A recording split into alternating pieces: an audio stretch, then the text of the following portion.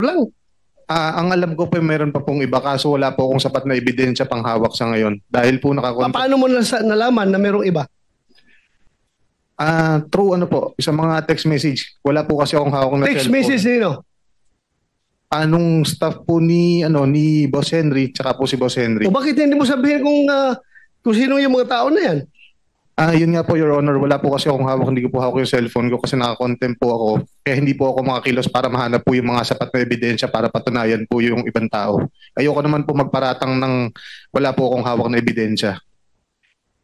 Senator Ronald De La Rosa is recognized. You have 5 minutes. Thank you, Mr. Chair. Kay Sally Santos. Miss Sally Santos, nung last hearing, napapansin ko sa'yo, masyado kang free-flowing magsalita.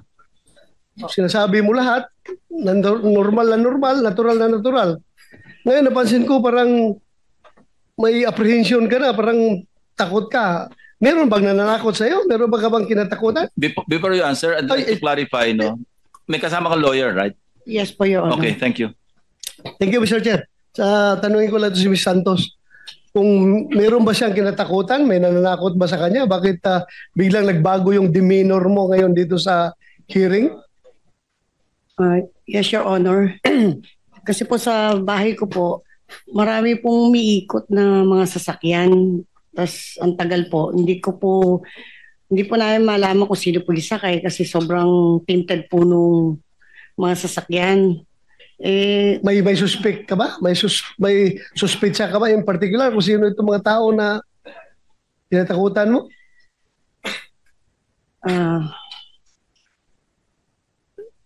Para alam ng committee na ito, kung may mangyari sa'yo, alam namin kung sinong pwede, posibleng magiging person of interest kung may mangyari sa'yo. Ang po pwede lang naman pong gumawa sa akin dito. Sila Engineer Bryce. Sila Engineer Bryce saka sila Engineer JP. Engineer Bryce, Mr. Chair, pwede matanong si Engineer Bryce kung meron ba siyang balak na masama para dito kay Santos?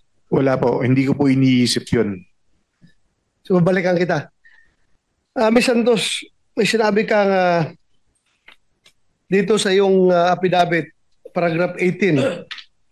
Ayon kay Engineer Bryce, sa lahat ng pagkakataon, kinukuha nila ang buong bayad sa isang proyekto ay sila na ang bahala magbigay sa kapitan, sa mayor, kay D.E. Henry at iba pang may SOP. Totoo ba to? Yes, Your Honor. Ito sabi ni Bryce. Yes, Your Honor. Balikan kita, Bryce. Nagbibigay ka sa mayor, sa kapitan? Hindi po, Your Honor. Wala po akong kausap na politiko.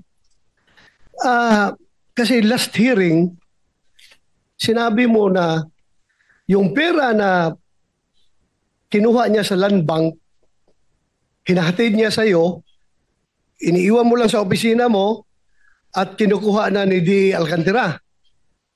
At hindi mo alam kung magkano yung pera niyo dahil hindi mo tinitingnan, hindi mo binibilang. Am I correct? Tama po, Your Honor. Nakabox po siya at mga nakasil po. Nakapak, nakasil. Opo. Ngayon may sinabi ka bago kanina na yung hatian ng SOP ay 20%. Pakiulit nga for the record. Ano po 'yun? Yung sa kita po ng nung in-house construction po. Yun po yung sinasabi ko na 40% po kay DE, 20% po sa akin, 20% po kay Engineer Mendoza at dun sa isa po namin kasama. So, kinuha niya yung pera sa total amount ng cost of project na binayaran ng DPWH, kinuha ni Santos. Halimbawa, may isang project na 100 million. Yung 100 million, according to him, binabawasan niya ng 3% royalty para sa kanyang lisensya bago niya ibigay sa iyo. So what is 3% of 100 million? 3 million po. 3 million.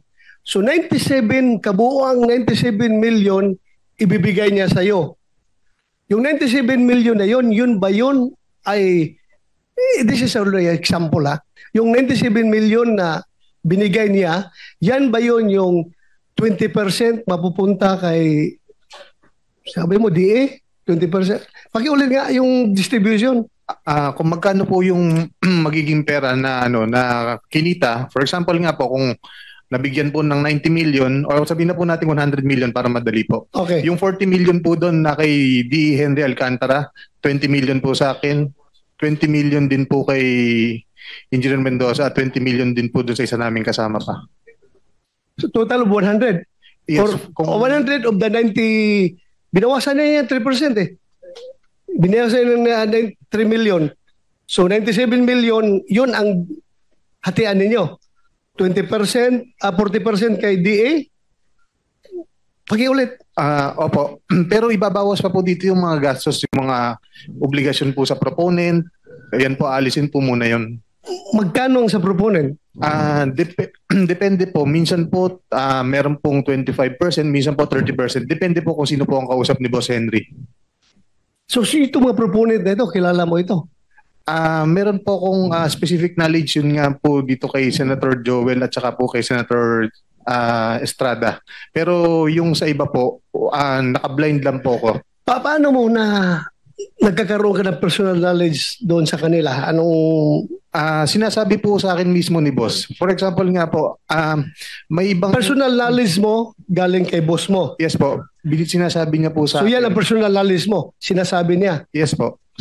For example po, sabi po ni boss, yung ibang mga senatorial funds daw po, si Yusek Robert Bernardo po ang kausap doon. Yusek Bernardo. Opo, Your Honor.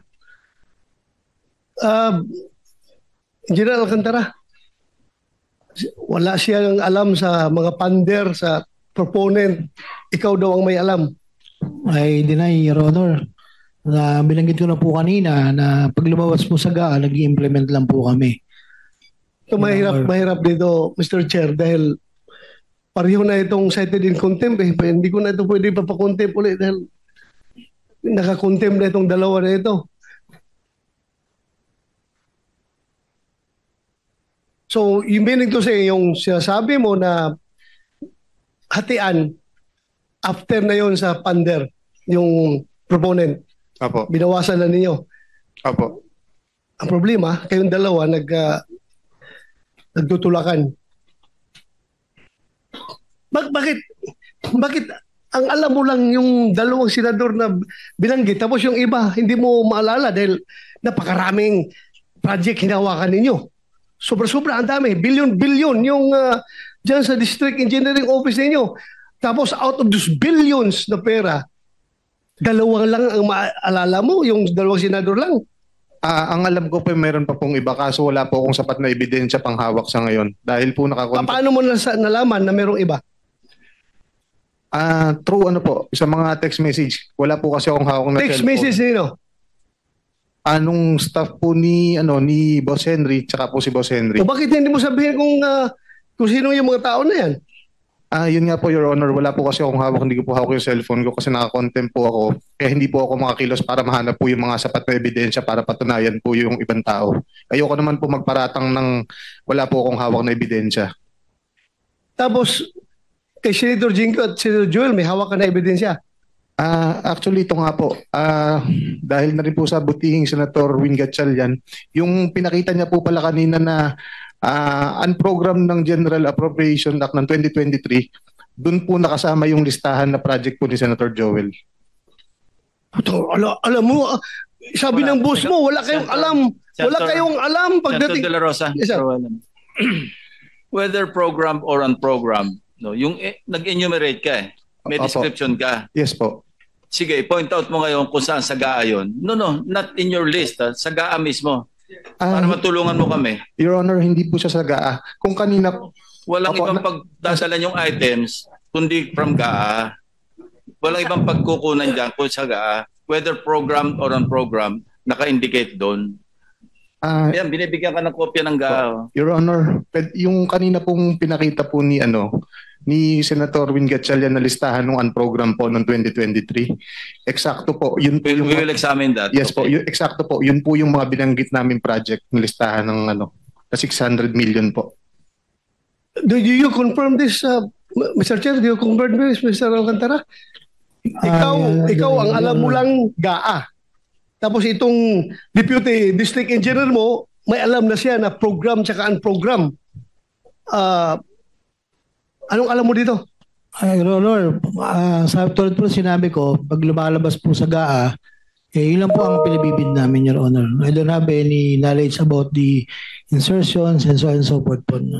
So hindi mo alam kung ito ay program or unprogram funds Yes, ang implement ninyo? Mr. Chair, With the permission Paano? of Senator Del Yes, Rosa. sir. with the permission of Senator Batom, mabilis lang po, no? Itong unprogrammed, lumobo ng katakot-takot. Alam natin yan. At noong 2021, nasa 176 billion. Noong 2022, naging 251. Pero kasama dyan yung COVID procurement ng vaccines. Kasama rin yan yung mga health workers incentives. Noong 2023, from 251, naging 807.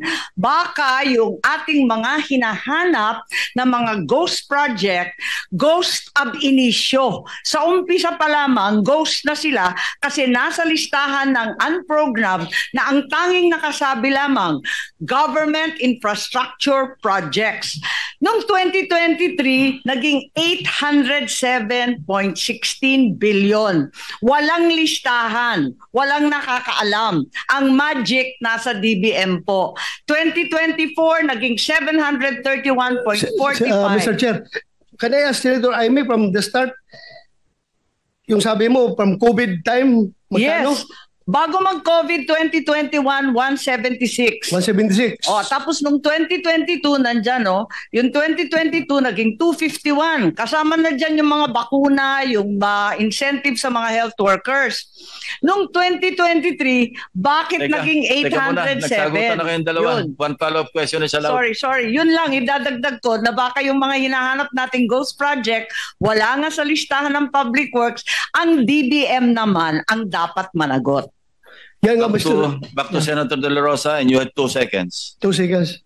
Mr. Chair, yun lang sa akin na magkakaroon na naman tayo ng budget deliberation.